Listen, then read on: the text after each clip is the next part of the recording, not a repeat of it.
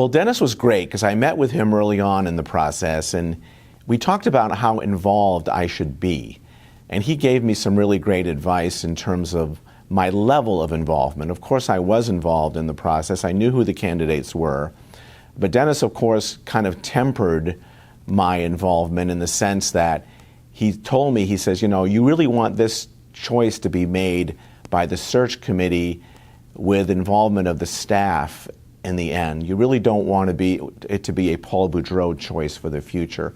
And that was really good advice for me because my tendency would have been to be more involved than I ended up being, and I think the way it worked out was just perfect, and it was his advice for me to do it that way. When I talked to Dennis about this throughout the process, what was really big for me was getting somebody who had credibility, getting somebody who was well respected in the community and at the county level with our public officials, getting somebody who was really intelligent, and getting somebody who, when they came here, would be accepted by the membership as someone who could really lead the organization. And so I'm ecstatic that we ended up with Megan Hunter as our new president. You know, the biggest thing I could say about Dennis is, you know, we all learn in our careers from failure, from making mistakes.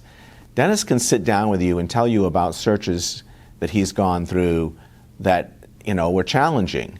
And so he's been on both sides of the fence in terms of, here's a search that was maybe a little bit easier, we got the right person, it worked out great. Here's a search I did that had lots of challenges and barriers to it, and here's what I learned from that. And that experience is so important to bring to this kind of search because, you know, it's complex, there are a lot of variables, and you really want somebody who's been, you know, as I like to say, at the street level to understand, is this person really going to work out for this organization in the end? And he brings that experience and knowledge to the table, which is great. I definitely would recommend Dennis. He has the ability, the knowledge, the experience to zero in on what's important for an organization and the kind of person they should have to make them successful.